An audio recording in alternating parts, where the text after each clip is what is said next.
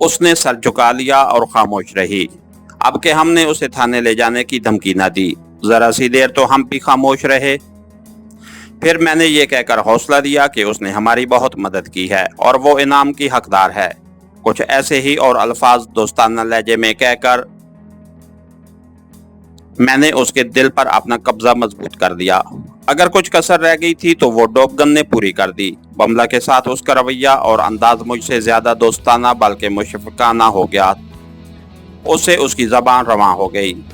اس نے میرے سوال کا جواب یہ دیا، میں نے اصل جھگڑا معلوم کرنے کی بہت کوشش کی ہے لیکن مجھے کچھ پتہ نہ چلا۔ جس طرح تم اپنی مالکن کی خاص ملازمہ رہی ہو اسی طرح تمہاری مالکن کے بیٹے کا کوئی ملازم ہوگا، اس نے کہا۔ میرا مطلب یہ ہے کہ کوئی ایسا ملازم ہوگا جو اس کے زیادہ قریب رہتا ہوگا۔ میں نے کوئی بہت گہری بات نہیں کی تھی۔ اس امیر کبیر اور مادر پدر آزاد طبقے کے بعض افراد نے کوئی نہ کوئی ہوشیار اور چالاک ملازم اپنا معتمد اور ہمراز بنا رکھا ہوتا ہے۔ ایسے ملازم عموماً غنڈے اور بدمعاش ہوتے ہیں اور درپردہ عیاشیوں کے بندوبست کرتے ہیں۔ بملہ نے ایک ملازم کا نام بتایا اور ایک بار پھر ہاتھ جوڑ کر کہا کہ ہم کسی پر ظاہر نہ ہونے دیں کہ اس نے ہمیں یہ نام بتایا ہے۔ ہم نے اسے یقین دلا دیا کہ اس کا راز فاش نہیں ہوگا۔ اسے یقین آ گیا جس کی وجہ یہ تھی کہ ہم اس پر آسیب کی طرح غالب آ گئے تھے۔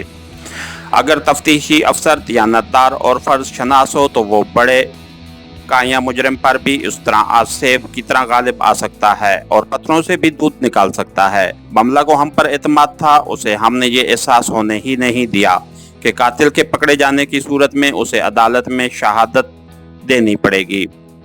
ہم ابھی ابتدائی مرحلے میں تھے، یہ بھی ممکن تھا کہ قتل میں اس کا بھی ہاتھ ہو۔ اس نے اس مخصوص ملازم کا نام بتایا اور یہ بھی کہا کہ وہ باہر ملازموں میں بیٹھا ہے۔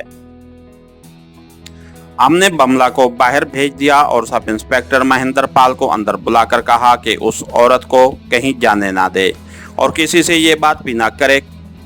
پھر مہندر پال سے کہا کہ فلاں نام کے ملازم کو اندر بھیج دے۔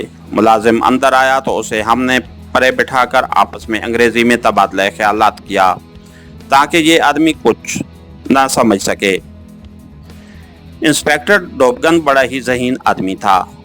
میں آپ کو پہلے بتا چکا ہوں کہ وہ ہندوستانیوں کی نفسیات اور طور طریقوں کو خوب سمجھتا تھا۔ اس نے کہا کہ مہاراجوں، خوابوں اور اس سطح کے جاگیرداروں کے ہاں نوکروں کی اپنی سیاست چلا کرتی ہے۔ ان میں آقاؤں کا منظور نظر رہنے کی رساکشی ہوتی رہتی ہے۔ یہ ضروری نہیں تھا کہ بملہ نے ہمیں جو کچھ بتایا ہو وہ 100% سچ ہو۔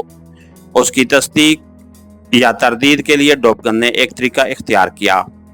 مقتولہ کے بیٹے کے خاص ملازم کو ہم نے اپنے پاس بٹھا لیا۔ اسے بھی ہم نے ابتدا میں وہی کچھ کہا جو بملہ سے کہا۔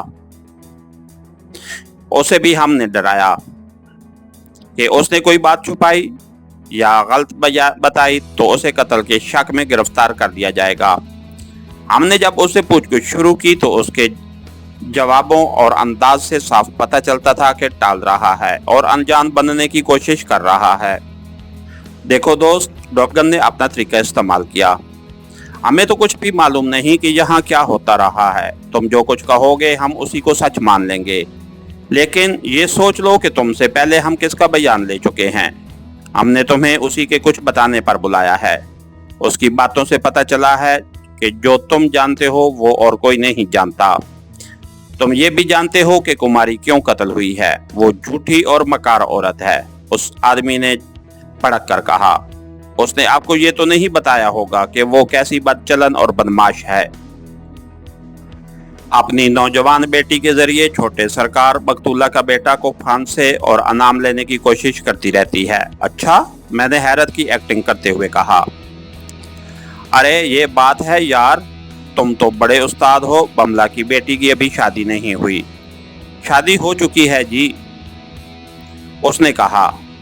یہ ساتھ والے گاؤں میں خاوند کے ساتھ رہتی ہے۔ اس کی شادی ہمارے منشی کے بیٹے کے ساتھ ہوئی ہے، لیکن جیسی ماں ویسی بیٹی۔ بیٹی یہیں آتی رہتی ہے اور چھوٹے سرکار کے ارد گرد گھومتی رہتی ہے، اور چھوٹے سرکار اتنے شریف ہیں کہ نوجوان لڑکی سے منہ نہیں لگاتے۔ یہ تو میں نہیں جانتا حضور، اس نے جواب دیا۔ तुम जानते हो, मैंने उसकी गर्दन पर हाथ रखकर जोर से हिलाया और कहा, बात पूरी करो। उसने मेरे मुंह की तरफ देखा तो कुछ घबराया। बताता हूँ हजूर, उसने कहा। छोटे सरकार और लड़की के दरमियान कोई गड़बड़ जरूर थी। मैं ये कह रहा था कि बमला लड़की के खुद छोटे सरकार के पास भेजती थी। बमला और क्या बदमाशी करती थी, हमारे मैनेजर साहब के साथ साथ लगी रहती थी। उसने जवाब दिया। उसे इस औरत ने फांस रखा था। मैनेजर कहाँ है? इस सवाल पर वो घबराया और रुक रुक कर बोला, मैं क्या जानूं कहाँ चला गया है। कब गया था? डॉपगन ने पूछा। कुमारी के कत्ल से पहले गया था या बाद में? मुझे ये भी मालूम नहीं, उसने जवाब दिया। मैं बाहर के कामों में लगा रहता था, मैनेजर साहब अंदर काम करते थे। छोटे सरकार का अपनी माँ के साथ क्या झगड़ा था? मैंने कभी पूछा नहीं। कत्ल की रात तुम्हारा छोटे सरकार कहाँ था? कहीं बाहर गया हुआ था। हमने उससे बहुत से सवाल किए, उतने ज्यादा कि मेरा मुंह खुश्क हो गया, मगर ये शख्स बचने की कोशिश करता रहा।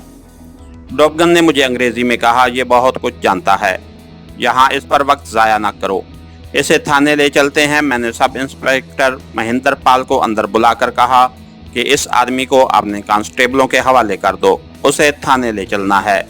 इसके साथ ही हमारी आज के एपिसोड का इख्तिताम हुआ। कहानीकार चैनल को लाइक कीजिए, सब्सक्राइब कीजिए और बेल आइकन को प्रेस कर दीजिए ताकि हर आने वाली नई वीडियो आप तक बर वक्त पहुंच सके। शुक्रिया।